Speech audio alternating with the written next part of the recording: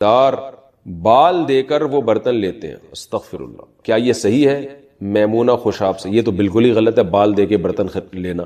تو باقی خواتین کو چاہیے، دیکھیں اس میں کوئی ویسے تو کہیں بھی پھینک سکتی ہیں، بال ہیں کہیں بھی پھینک دیں، لیکن ایک حیا کا تقاضا ہے کہ ان بالوں کو کہیں چھپا دیا جائے، کیونکہ جسم سے نکلا ہوا حصہ ہے. اور عورت کے بال ہے تو بہتر ہے، فرض واجب نہیں ہے، بہتر ہے کہ ان بالوں کو کہیں مٹی میں دفن کر دیا جائے یا کسی ایسی جگہ پھینکا جائے جہاں نظر نہ پڑے لوگوں کی. ایک بہتر کی حد تک ہے، یہ کوئی فرض واجب حکم نہیں ہے، ورنہ جہاں چاہیں پھینکیں، لیکن گٹر وٹر میں نہیں پھینکنا چاہیے. انسان کے جسم سے نکلا ہوا ایک یعنی ایک حصہ ہے تو اس کا اتنی بے اکرامی اس کی ٹھیک نہیں ہے کہ اس کو گٹر میں پھینک دی. جیسے ناخن کے بارے میں بھی ہے کہ گٹر میں نہ پھینکے جائے، کیاری میں پھینک دیے جائیں. عورتیں بال کیوں نہیں کٹوا سکتی؟ عورتوں کے لیے عام حالات میں بال کٹوانا جائز ہے یا نہیں؟ اس بارے میں کوئی حدیث اس بارے میں رہنمائی فرمائے. دیکھیے حدیث میں آتا ہے کہ عورتوں کو مردوں کی مشابہت سے اور مردوں کو عورتوں کی مشابہت سے. یہ بات پوری میں مسلم کہ عورت کو اللہ نے لمبے بال دی، یہ بال کٹوانا یہ مردوں سے مشابہت ہے، اس لیے یہ صحیح نہیں ہے. بعض لوگ کہتے ہیں امہات المومنین نے نبی صلی اللہ علیہ وسلم انتقال کے بعد بال چھوٹے کروائے، تو اس لیے بعض لوگ کہتے ہیں اس سے پتہ چلتا ہے عورت بال چھوٹے کروائے. تو خوب سمجھیں کہ امہات المومنین نبی کے انتقال کے بعد جو بال چھوٹے کروائے تھے وہ زینت ختم کرنے کے لیے، کہ اب شوہر کا انتقال ہو گیا تو ہم نے بالوں کی زینت کس کے لیے، یہ تو شوہر کے لیے تھی، تو زینت ختم کرنے کی نیت سے تھوڑے سے چھوٹے کروائے تھے بال انہوں. جبکہ آج عورتیں جو بال چھوٹے کرواتی ہیں وہ فیشن کے لیے، زینت پیدا کرنے کے لیے. تو یہ تغییر خلق اللہ ہے، یہ اللہ کی تخلیق کو بدلنا ہے کہ جس چیز میں اللہ نے زینت رکھی ہے لمبے بالوں میں آپ اس کے خلاف کو زینت قرار دے رہے ہو، تو یہ اللہ کی تخلیق کو بدلنا ہے. اس لیے عورت کے لیے ناجائز ہے کہ وہ زینت کے لیے بال چھوٹے کروائے. اس لیے علماء کہتے ہیں کہ اگر کوئی اس لیے بالوں کے کنارے چھوٹے کر رہی ہے کہ اس سے بال صحت مند ہو جائیں گے تو یہ جائز ہے. تو اس لیے عورت کے لیے اس لیے بال چھوٹے کرانا کہ فیشن کے طور پر، زینت کے طور پر، فساق عورتوں کا شعار ہے، غیر مسلموں کا شعار ہے، تو یہ مسلمان عورت کے لیے جائز نہیں. اور اگر ویسے ہی چھوٹے کرواتی ہے کہ وہ بالوں کی نوکیں چھوٹے کروا رہی ہیں کہ تاکہ وہ ایک لیول میں آ جائیں تو یہ جائز ہے. اور اگر کوئی اس لیے چھوٹے کروا رہی ہے کہ بہت ہی لمبے ہو گئے سنبھالنا مشکل ہے تو بھی جائز ہے، لیکن اتنے چھوٹے کہ مردوں سے مشابہت نہ ہو. تو اس لیے علماء کہتے ہیں کہ کم سے کم جو ہے نا اتنے بال جو کمر تک آ رہے ہوں اور جو جس میں چٹیاں بن سکتی ہو. بعض علماء نے یہ بھی کہا ہے کہ جو عورتوں کے بال ہوتے ہیں کم از کم چٹیاں بن سکتی ہے بالوں میں، اگر کوئی بنانا چاہے تو اس سے زیادہ چھوٹے کرنے کی اجازت نہیں. لڑکی کے لیے ٹیڑھی مانگ نکالنا کیسا ہے؟ رمیسا طارق کراچی سے. کیا لڑکی کا ٹیڑھی مانگ نکالنا گناہ ہے؟ کیا یہ غیر مسلموں سے مشابہت ہے؟ جی ہاں، یہ صحیح نہیں ہے ٹیڑھی مانگ نکالنا. اسلامی کلچر میں اس کا کوئی تصور بھی نہیں تھا، اور تغییر خلق اللہ کامل طور پہ تو نہیں ہے لیکن اس کی بو ہے اس عمل میں، تو اس لیے علماء نے منع کیا ہے. تمام کتابوں میں یہ منع لکھا ہوا ہے. مانگ آپ صرف بیچ کی نکال سکتے ہیں یا پیچھے سارے بال لے جائیں، مردوں کے لیے بھی اور عورتوں کے لیے بھی. تو سائڈ کی مانگ نہیں نکالنی. میں یہ نہیں کہہ رہا کوئی حرام ہے، گناہ کبیرہ ہے، لیکن یہ طریقہ شریعت میں پسندیدہ نہیں ہے. ثنا جاوید انڈیا سے. خواتین کے بال نظر آنے سے فرشتے وہاں سے دور چلے جاتے ہیں، تو جب خواتین سونے جاتی ہیں تو کہ ان کے پاس سے فرشتے دور چلے جاتے ہیں، یا پھر خواتین کو اسکارف پہن کے سونا چاہیے؟ کیا آیت الکرسی پڑھنے سے پہلے بسم اللہ پڑھی جاتی ہے؟ دیکھیں آیت الکرسی اگر بطور رقیہ کے پڑھی جا رہی ہے تو پھر بسم اللہ نہ پڑھیں، بطور تلاوت کے پڑھ رہے ہیں تو پھر اعوذ باللہ بسم اللہ دونوں پڑھیں. اور باقی یہ کہ بال نظر آنے سے فرشتے دور چلے جاتے ہیں، عورت پہ نامحرم سے پردہ فرض ہے، محرم سے پردہ فرض نہیں ہے. تو ایسا کچھ نہیں ہے کہ عورت کے بال کھل جائیں گے تو فرشتے بھاگ جائیں گے، اس کا اس سے تعلق نہیں. ہاں نامحرم کے سامنے بال کھولنا حرام ہے، لیکن ویسے ایک حیا کی بات ہے، شریعت حیا کو پروموٹ کرتی ہے. تو ماضی میں کسی بزرگ نے عورتوں میں حیا کو پروموٹ کرنے کے لیے شاید کچھ ایسی بات کہہ دی ہو کہ فرشتے دور چلے جاتے ہیں، تو حیا کو شریعت پروموٹ کرتی ہے. کوشش یہ کیا کریں گھر میں ہر وقت سر پہ چادر رہے، دوپٹہ رہے تو اچھی بات ہے یہ، لیکن فرض واجب نہیں ہے. لیکن افضل یہ ہے کہ عورت حیا میں رہے، جتنا پراپر ڈریس پہنے گی اللہ کی نظر میں اللہ کی وہ اتنی ہی زیادہ محبوب ہوگی. تو اس لیے بہتر یہی ہے کہ ہر وقت جو ہے وہ اگر سر پہ چادر رکھے تو بہت اچھی بات ہے، لیکن فرض نہیں ہے، یہ لازمی نہیں ہے. التمش حسین بہار انڈیا سے. کوئی بھی لڑکی یا عورت اپنا سر کھول کے وضو کر سکتی ہے یا نہیں؟ وضو ہوگا یا نہیں؟ سر کے بالوں پر باپ یا بھائی کی نظر پڑتی ہو تو اس بارے میں بتائیں.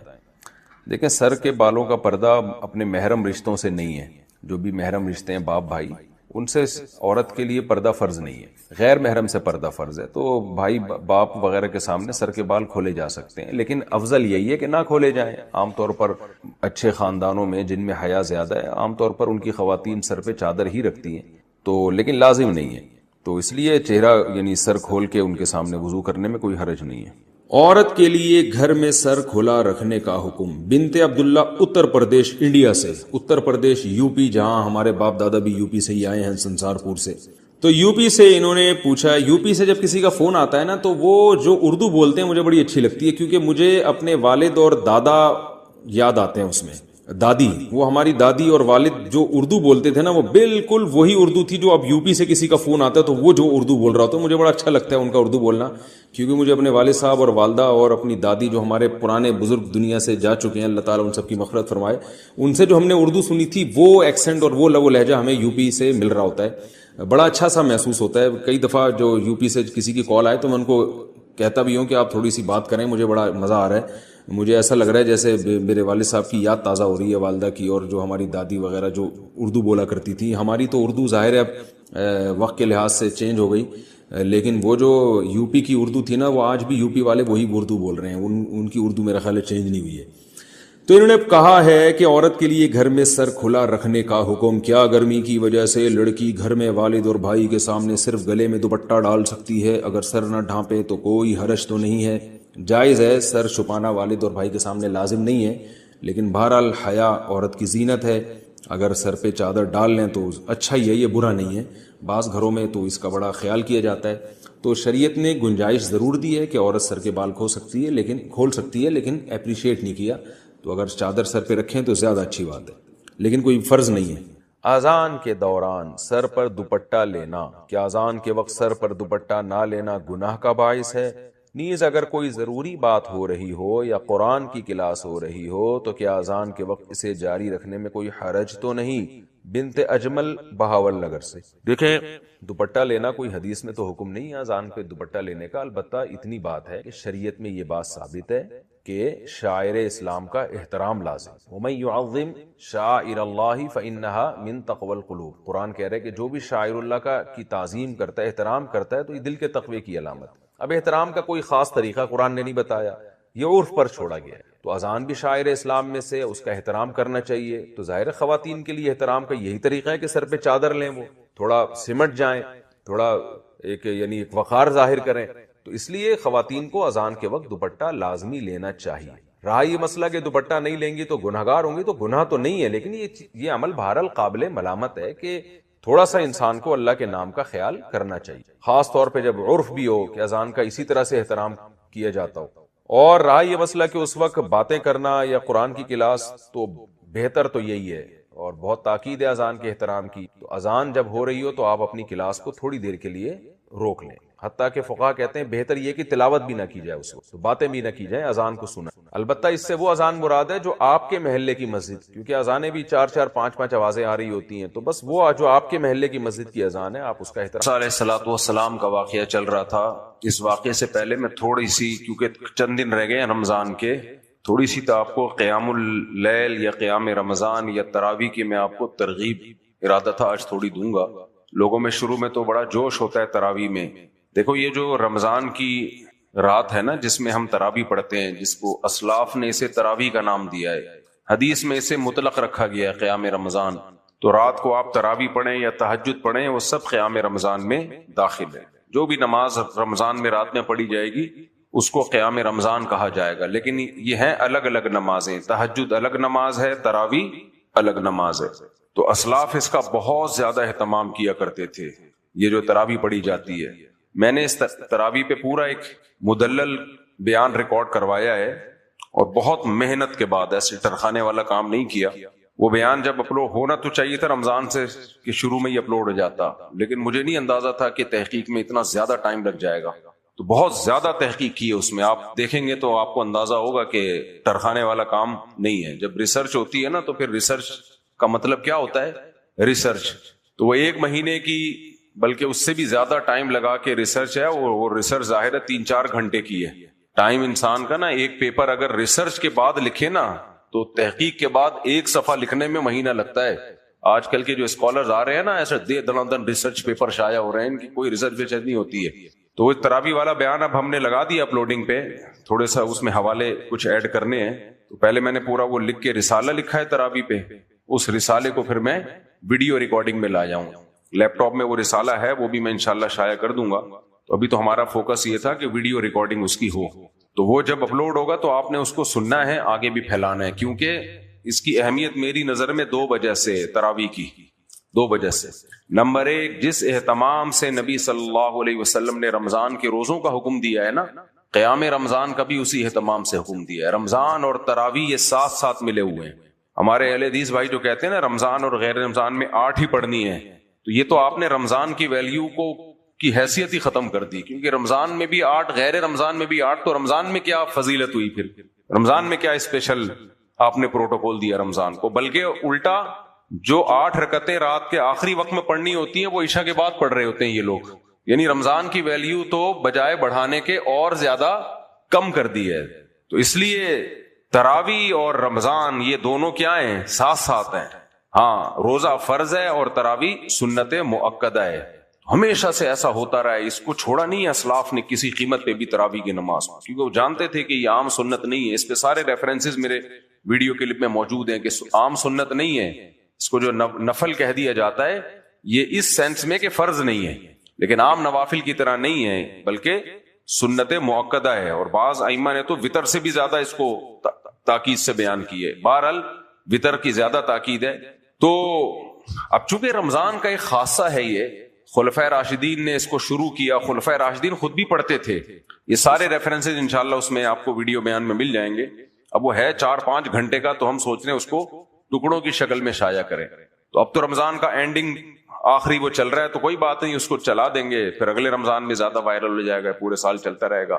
تو یہ ایک وجہ تو یہ ہے اس کی, جو میں نے اس کو اتنی اہمیت دی اور اس میں پورا مہینہ میں نے مغز ماری کی ہے, بہت زیادہ مطالعہ کیا, بہت ہر طرح سے اس کو کور کیا ہے, کوئی اشکال انشاءاللہ اس میں چھوڑا نہیں ہے. تو آپ جب دیکھیں گے تو آپ کو اندازہ ہوگا کہ یہ تھوڑی محنت نہیں ہے, اور یہ بھی اندازہ ہوگا ریسرچ اس کو کہتے ہیں, جو آج کل کے محقق مارکیٹ میں ہول سیل کے حساب سے تحقیق بھائی کچھ بھی نہیں ہوتی. ایک حدیث وہاں سے دیکھی, ایک وہاں سے دیکھی, مارکیٹ میں کیا لیا ہے, تحقیق ہے, اور اس کو تحقیق نہیں کہتے. تو وہ آپ نے زیادہ سے زیادہ اس کو وائرل کرنا ہے. اور میں اہل علم سے گزارش کروں گا کہ میں چھوٹا آدمی ہوں, لیکن وہ آپ علماء بھی سن لیں, انشاءاللہ وہ بھی بہت ان کی کلیئرٹی بالکل ٹھیک ٹھاک طریقے سے ہو جائے گی. آگے جب علماء عوام کو یہ مسئلہ بتائیں گے تو ان کو بھی آگے بیان کرنے میں آسانی ہوگی, کانفیڈنٹلی ایک بات بتا سکیں گے. تو پہلی وجہ کیا ہوئی, اس پہ میں نے اتنی محنت کیوں کی ہے, پہلی وجہ یہ ہوئی ہے کہ میری نظر میں اس مسئلے کی اہمیت اس وجہ سے بہت زیادہ ہے کہ رمضان کا آپ نے اگر 8 رکعت تراویح کر لی تو رمضان کی ویلیو ختم, جس کو حدیث میں بہت زیادہ 2 چیزیں رمضان کا خاصہ بیان کی گئی ہیں, دن کا روزہ اور رات کی تراویح. دوسری بات یہ کہ آپ جب وہ میرا ویڈیو کلپ سنیں گے انشاءاللہ, ویڈیو کلپ کیا پورا بیان ہی ہے, کلپ تو شارٹ چھوٹے موٹے چیزوں کو کہا جاتا ہے, وہ تو پورا ایک 4-5 گھنٹے کی پریزنٹیشن سمجھ لیں آپ. تو آپ کو اندازہ ہوگا یہ مسئلہ اجماعی تھا, اور اتنا زبردست اجماع اس پر ہوا ہے کہ چند ہی مسائل ہیں جن پر ایسا زبردست اجماع ہوا ہو. اجماع کہتے ہیں کہ کسی بھی دور میں پوری امت کسی ایک مسئلے پہ جمع ہو جائے تو اس کو اجماع کہتے ہیں, جبکہ اس مسئلے میں کسی دور میں نہیں, 1300 سال امت جمع رہی ہے. 1300 سال, 1-2 اقوال ہمیں ملتے ہیں اس کے خلاف. 1300 سال امت نے کسی مسئلے پر اتفاق کیا ہو, اس کے بعد آ کے اس میں رکھنا ڈالنا اور مسجدوں میں 8 رکعت تراویح شروع کرا دینا, یہ پھر اس کی علامت ہے کہ جب نئے لوگ آئیں گے نا دین کے علم کی طرف اور ان چیزوں سے متاثر ہوں گے, تو وہ پھر اسلاف کو معاذ اللہ بے وقوف سمجھنا شروع کر دیں گے کہ دین تو ہم نے سمجھا ہے, صحابہ, تابعین, 4 ائمہ اور پوری امت یہ تو ایسا ہی تھی. تو جب ایک دفعہ امت پہ اعتماد اٹھتا ہے تو بریکیں فیل ہو جاتی ہیں, پھر غامدیت کا دروازہ یہیں سے کھلتا ہے. سمجھ میں آ رہی؟ قرآن و حدیث کا نام غامدی صاحب بھی لیتے ہیں. فرق کیا ہے, غامدی صاحب قرآن و سنت کی وہ تشریح جو غامدی صاحب کی سمجھ میں آئے, ہم کہتے ہیں قرآن و سنت کی وہ تشریح جس پر امت نے عمل کیا. یہ امت غلط نہیں ہو سکتی, اس امت کی بڑی ویلیو اللہ کی نظر میں, یہ یہود و نصارہ والی امت نہیں ہے, یہ محمد صلی اللہ علیہ وسلم کی امت ہے, اللہ کے حبیب کی امت ہے, اللہ کے آخری نبی کی امت ہے. یہ امت کو آپ یہودیوں پر, عیسائیوں پر قیاس نہیں کر سکتے. اس میں تعامل امت کا عمل متواتر, اس کی بہت بڑی ویلیو ہے. یہ ساری چیزیں آپ میرے اس ویڈیو بیان میں انشاءاللہ سنیں گے. دیکھیں, میں نے بہت سارے پروگرام اپنے کینسل کیے, میں نے اور مجھے یہ 8 سال 10 سال پہلے یہ کام کر لینا چاہیے تھا, لیکن وہ اتنا زیادہ یعنی میں مصروفیت میری کہہ لو یا کچھ بھی سفر وغیرہ, تو مجھے ٹائم نہیں. اس رمضان میں میں نے کہا یہی کرنا ہے, اس کو مکمل کرنا ہے. تو اس لیے وہ آپ لوگوں نے لازمی سننا ہے. اور تو 12 ریپیٹ کر دوں، 2 وجہ سے اس کو میں نے ویلیو دی ہے. امت کا اجماع 20 رکعت تراویح، کم سے کم 20 رکعت تراویح پر امت کیا ہے؟ متفق، اور صدیوں متفق رہی ہے. اور خلفائے راشدین نے اس کو پوری دنیا میں پھیلایا. حضرت عمر نے آرڈر دیے باقاعدہ کہ مسجدوں میں یہ شروع کرو، اس کو ایسے اڑا دیا. اب دیکھو 8 رکعت پڑھ کے لوگ نکل رہے ہوتے ہیں، آپ 2 رکعت پڑھ کے نکل جاؤ، آپ نہ آؤ، لیکن یہ مت کہو کہ یہ سنت ہے. اگر کسی میں سستی ہے نہیں پڑھ رہا تو سنت کا لیبل نہ لگائے. کم سے کم جس پر صحابہ، تابعین، مجتہدین کا اجماع ہوا ہے، کم سے کم کتنی رکعتوں پر ہوا ہے؟ 20 رکعتوں پر. اور امام ابو حنیفہ چونکہ بدعت کے بارے میں بہت سخت ہیں، 2 چیزیں یاد رکھنا کام آئیں گی انشاءاللہ. سب سے زیادہ بدعت کے معاملے میں یا بدعت سے سب سے زیادہ دور جو فقہ ہے نا، وہ فقہ حنفی ہے. سمجھ میں آ رہی ہے بات؟ یعنی فقہ حنفی میں بدعت کے معاملے میں جتنی شدت آپ کو ملے گی باقی فقہ میں نہیں ملے گی، حتیٰ کہ اہل حدیثوں میں بھی نہیں ملے گی آپ کو. اس کی ایک مثال تراویح ہے. فقہ حنفی میں تراویح کی جماعت 20 رکعت سے زیادہ جائز نہیں ہے، باقی تینوں فقہ میں جائز ہے. کیوں جائز ہے؟ وہ کہتے ہیں بھائی جب حضرت عمر نے 20 پڑھائی ہیں تو اگر کوئی زیادہ بھی پڑھا دے تو سنت ہے نا، تو پڑھا لیں. امام حنیفہ کہتے ہیں کہ آپ عید کے بعد جماعت سے تراویح کی نماز نہیں پڑھ سکتے، آپ نفل کے طور پہ بھی نہیں پڑھ سکتے. کیوں؟ ثبوت نہیں ہے. تو رمضان میں بھی جتنی رکعتوں کا ثبوت ہوگا اتنی جماعت سے پڑھ سکتے ہیں، اس سے زیادہ انڈیویجولی پڑھیں، جماعت سے نہیں پڑھ سکتے. انڈیویجولی آپ 20 کیا 40 پڑھ لو، 36 پڑھ لو، جتنی مرضی پڑھ لو، ساری رات پڑھ لو.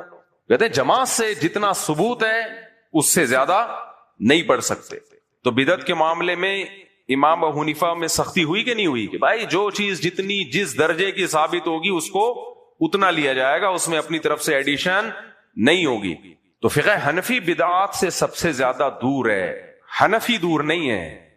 سمجھ میں آ رہی؟ 2 چیزیں الگ الگ ہیں. ایک ہے حنفی، جو حنفی لوگ ہیں ان میں بدعتیں بہت زیادہ ہیں، حنفیوں میں بدعتیں بہت ہیں. آج کل جو چل رہی ہیں سارے حنفیوں کی بدعتیں ہی تو ہیں. میں فقہ حنفی کی بات کر رہا ہوں، حنفیوں کی بات نہیں کر رہا. امام ابو حنیفہ کے عقیدے بہت صاف ستھرے تھے اور بدعت سے بہت دور تھے. وہ بعد کے لوگوں نے بہت، دنیا بھر میں جاؤ جہاں جہاں حنفی لوگ ہیں یا شافی بھی ہیں، بدعتی شافیوں میں بھی بہت ہوتے ہیں، حنفیوں میں بھی بہت ہوتے ہیں. تو اس لیے اس کی مثال ایسے جیسے مسلمان 2 نمبر ہوتے ہیں لیکن اسلام تھوڑی، اسلام تو بھائی بہت پاکیزہ مذہب ہے.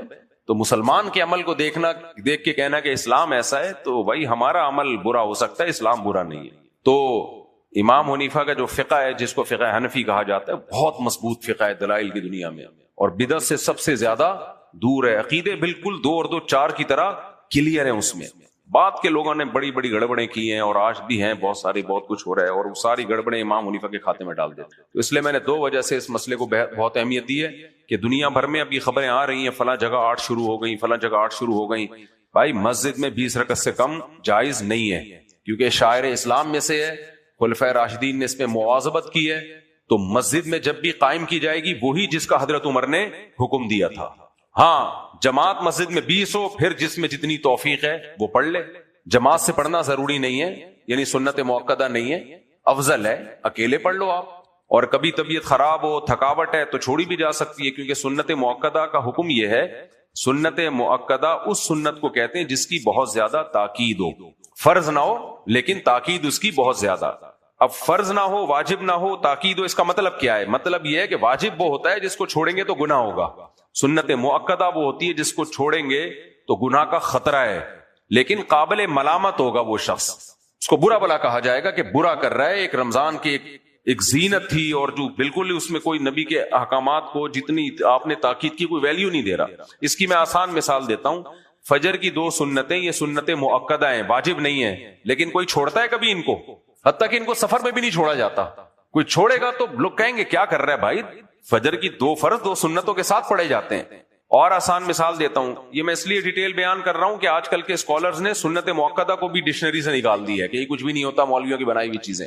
اور آسان مثال دے کے بس میں درس کی طرف آتا ہوں. دیکھو فجر کی نماز میں لمبی قراءت کرنا یہ سنت ہے، ایسا ہی ہے نا؟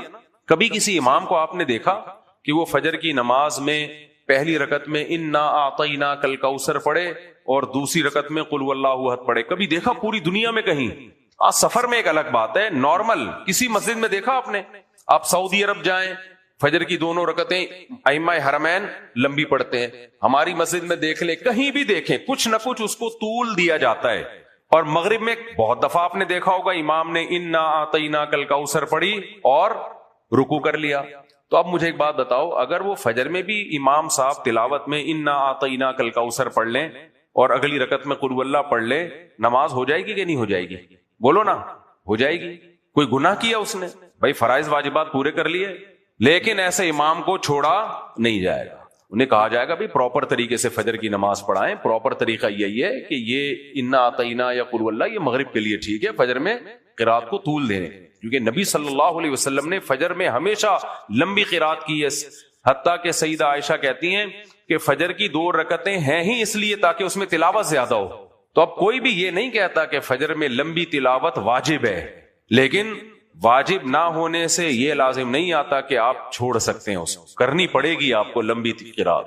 کبھی ہو جائے اللہ ماشاءاللہ, کبھی تھکاوٹ ہو, کوئی مسئلہ ہو, سفر ہے تو ایک الگ بات ہے. نارملی یہ ٹھیک عمل نہیں ہے. تو سنت مؤکدہ کی ہم یہ تعریف کر سکتے ہیں کہ جو واجب تو نہیں ہے لیکن اسے چھوڑنا بھی ٹھیک نہیں. یہ بالکل ایک بیلنس رائے ہے سنت مؤکدہ کے بارے میں. تو اسی طرح یاد رکھو کہ تراویح بھی نبی نے اس لیے ترک کی تھی 3 دن کہ واجب نہ ہو جائے, فرض نہ ہو جائے. ایسا نہ ہو کہ 6 نمازیں فرض ہو جائیں امت پہ, تو ترک کی ہے اس نیت سے, لیکن اپنے عمل سے, اور صحابہ کرام نے اپنے عمل سے بتا دیا کہ اس کی ویلیو اشراق اور اوابین کی طرح نہیں ہے, یا عام تہجد کی طرح بھی نہیں ہے, بلکہ اس کی تاکید بقیہ نمازوں سے زیادہ ہے. کیونکہ ہمیشہ صیام رمضان اور قیام رمضان کیا ملے ہوئے ہیں ساتھ, حالانکہ تہجد تو پورے سال ہے بھائی. تو اس لیے میرے دل میں اس کی بڑی ویلیو ہے اس نماز کی, اور میرے دل میں کیا اسلاف کے دل میں وہ. اور ہم تو بہت ہلکی نمازیں پڑھ رہے ہیں. صحابہ تابعین آ کے ہماری نمازوں کو دیکھیں نا, 1-1.25 گھنٹہ میں فارغ, وہ بولے بھائی یہ کیا کر رہے ہو تم لوگ. ان کی جو تراویح ہوتی تھی, اتنی لمبی لمبی تراویح ہوتی تھی, وہ آدھی آدھی رات تک وہ کھڑے رہتے تھے, اور 20 سے زیادہ, بعض تو 20 سے بھی زیادہ, 41 رکعتیں بھی پڑھی گئی ہیں. 20 سے کم نہیں ملتا ہمیں. ایک روایت بس 16 کی ملتی ہے, اس میں بھی ہو سکتا ہے وہ رات کے پھر آخری حصے میں باقی 4 پڑھ لیتے ہوں, واللہ عالم. تو اس لیے وہ آپ نے بیان تسلی سے سننا بھی ہے اور اس کو آگے وائرل کرنا بھی ہے. جیسے ہی اپلوڈ ہو جائے نا, اور خاص طور پہ یورپ امریکہ میں جو کیونکہ علم وہاں کم ہے, تو وہ پھر متاثر ہو رہے ہیں. اب حرمین میں بھی 10 کر دی ہیں. 1400 سال میں پہلی دفعہ ایسا ہوا ہے کہ حرمین میں 10 تراویح ختم کر دی. تو جو حرمین میں جاتے ہیں 10 رکعتیں وہاں امام کے پیچھے پڑھیں, باقی پھر 10 رکعتیں اپنے ہوٹل میں آ کے یا وہیں مسجد میں چاہے اکیلے پڑھ لیں, جماعت سے ضروری نہیں ہے. جماعت سے فضیلت ہے لیکن ضروری نہیں ہے کہ وہ 20 رکعتیں وہاں جا کے مکمل کریں. اس کو کبھی کبھار ہو جائے تو ایک الگ بات ہے, لیکن اس کا معمول نہیں بنانا چاہیے. تو اب چونکہ دین میں بہت زیادہ لوگوں میں سستی آ رہی ہے. ایک تھا ہم نے دیکھا ہے جو تراویح پڑھنے والے لوگ ہیں, زمین آسمان ادھر سے ادھر ہو جائے. مولانا حسین مدنی رحمۃ اللہ جیل میں تھے جب رمضان, انگریز کی جیل میں, تو ان کے شاگرد بھی تھے, حافظ نہیں تھے یہ. تو جب رمضان آئے انہوں نے کہا بھائی یہ تو ہم تو تراویح تو رہ جائے گی ہماری, محلے میں تو ہم مسجد میں جا کے پڑھ لیا کرتے تھے, یہاں تو رہ جائے گی. حافظ دونوں میں سے کوئی نہیں تھا.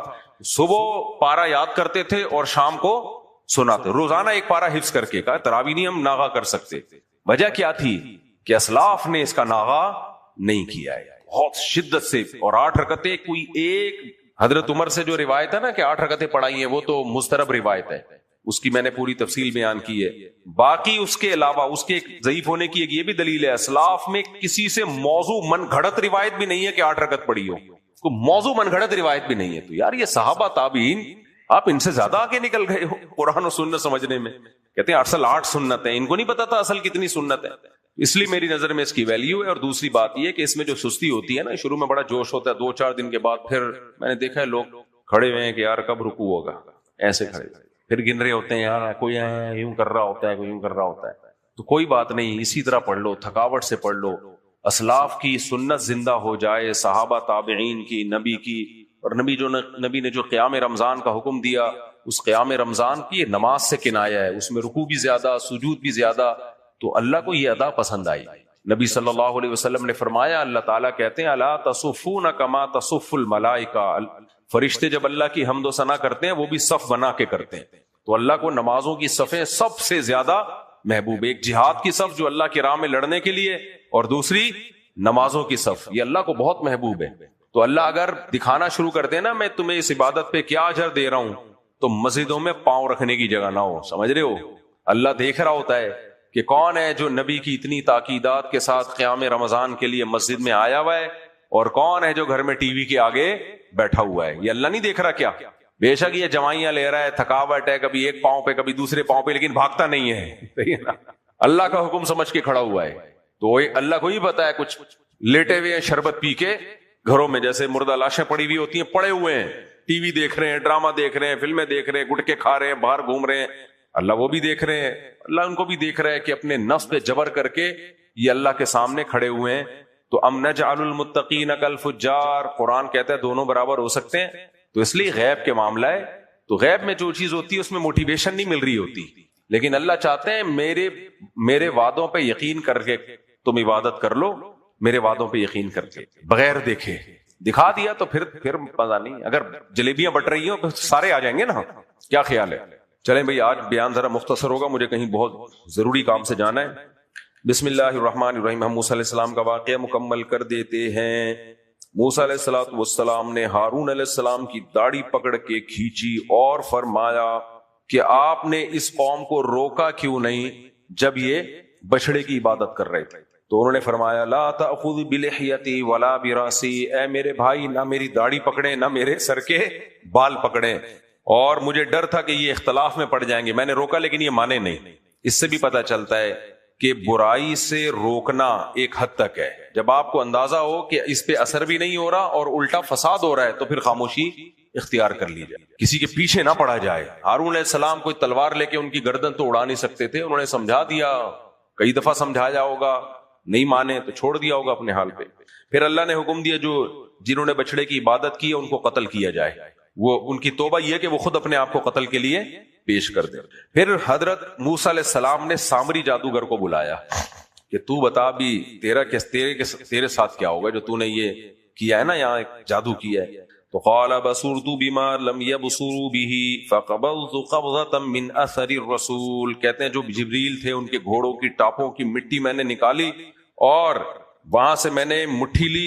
فنبذتها، اس کو میں نے آگ میں، یا جو سونے کا بنایا تھا اس نے بنی اسرائیل کا سارا سونا جمع کر لیا. اس وقت مال غنیمت حلال نہیں تھا، ویسے بھی یہ مال غنیمت تو تھا نہیں ہے، تو اللہ نے عذاب سے ان کو تباہ کیا تھا. تو وہ پگھلا کے میں نے اس میں وہ مٹی ملائی ہے اور ایسے میں نے جادو کیا. وَكَذَلِكَ سَوَّلَتْ لِي نَفْسِي، میرے دل نے میرے لیے ایک کام نکالا تھا کہ یار کچھ یونیک کر کے دیکھتے ہیں، کچھ نیا ہو جائے. صحیح ہے نا؟ حضرت موسیٰ علیہ السلام نے اس کو بد دعا دی. قال فاذهب فإن لك في الحياة أن تقول لا مساس. جا تجھے ایسی بیماری لگے گی تو ساری زندگی لوگوں سے کہتا رہے گا مجھے مت چھوؤ. کوڑ کی بیماری نا، اس میں ہمیشہ دور بھاگتا ہے لوگوں سے، لوگ بھی دور بھاگتے ہیں کہ بیماری، کیونکہ یہ متعدی ہے نا، ایک دوسرے سے لگتی ہے. کچھ بیماریاں ایسی ہیں جو ویکسینوں کی وجہ سے دنیا سے جڑ سے خاتمہ ہو گیا ہے. ہمارے ہاں دیندار طبقے میں نا بعض لوگوں میں نیگیٹیوٹی بہت زیادہ ہے. وہ سمجھتے ہیں انگریز جو کام کر رہا ہے غلطی کر رہا ہے. نانا بھائی، انہوں نے میڈیکل سائنس میں ترقی کی ہے تو کچھ میڈیسن ایسی بنا لی ہے جس سے مسلمانوں کو بھی فائدہ ہوا ہے، تہجد گزاروں کو بھی، مولویوں کو بھی فائدہ ہوا ہے. چیچک کے داغ ختم ہو گئے کہ نہیں ہو گئے؟ تو یہ ویکسین کی وجہ سے. ورنہ چیچک کے داغ کیسے پوری زندگی کے لیے چہرہ بگڑ جاتا تھا، اب چیچک دنیا سے ختم ہو گئی ہے اس ویکسین کی وجہ سے. اسی طرح کوڑ کی بیماری بھی ختم ہو گئی ہے، یہ جو پہلے زمانے میں ہوا کرتی تھی یہ ویکسین کی وجہ سے ختم ہوئی ہے. تو ہمارے ہاں بس کچھ لوگ ہیں یہ ویکسین میں، یہ قطروں میں، یہ فلانے میں، یہ کمپنی میں، یہ اور ویسے ایسے زہر لے کر آ رہے ہوتے ہیں اس میں کہ اللہ کی پناہ ہے. تو اتنا زیادہ منفی مت سوچا کرو، کچھ بہت زیادہ ہو جاتا ہے ہمارے. تو اب پولیو کے پیچھے پڑے ہوئے ہیں، پوری دنیا سے پولیو ختم ہو گیا، ہمارے یہاں سے نہیں ہو کے دے رہا، کیونکہ ہر 4 دن کے بعد کسی کی تحقیق آ جاتی ہے کہ اس میں کیا ہے، کچھ جراثیم ہے. ایک دفعہ پلا کے ختم کرو دنیا سے تاکہ حکومت پلانا چھوڑ دے. جب یہاں زیرو ہو جائے گا نا پولیو تو حکومت کو کوئی شوق نہیں ہے زبردستی پلانے کا. لوگ کہتے ہیں کہ ہمیں زبردستی کیوں پلا رہے ہیں، اتنے اچھے کیوں؟ وہ اپنے لیے پلا رہے ہیں. ان کو پتا ہے ایک مریض بھی دنیا میں رہا وہاں وہ پولیو پھر پوری دنیا میں پھیلائے گا. سمجھ میں آ رہی ہے بات؟ ایک پولیو کا پیشنٹ بھی رہ گیا نا دوبارہ سے پولیو کا پوری دنیا میں پھیلا دے گا. آگے چلتے ہیں ہم. یہ اس ٹاپک آج میں بہت زیادہ دائیں بائیں چلا گیا ہوں لیکن خیر ہے، چلتا ہے. قال فاذهب فإن لك في الحياة أن تقول لا مساس وإن لك موعدا لن تخلفا. اور کہے تو دنیا کی سزا ہے اور ایک دن ایسا آنے والا ہے جس کا اللہ نے تجھ سے وعدہ کیا، وہ حساب و کتاب کا دن، اور اللہ اس میں وعدہ خلافی نہیں کرے گا. وہ جہنم کی سزا الگ ہے تیرے لیے. وانظر الى الہک الذی ظلت علیہ عاکفا. سب سے مزیدار کام یہ ہوا ہے جو میں عاملوں کے ساتھ کرنے کا بولتا ہوں آپ لوگوں کو. حضرت موسیٰ علیہ السلام نے کہا کہ تو نے جو خدا بنایا ہے نا، جس کو تو نے کہہ دیا معبود، اور بنی اسرائیلی وہ ایسے معتکف بن کے بیٹھے رہتے تھے اس کے ارد گرد نا، ایسے کر کے بچڑے کے ارد نا، ایسے کہ کوئی کالی ماتا ہے کوئی پہنچی بھی چیز ہے.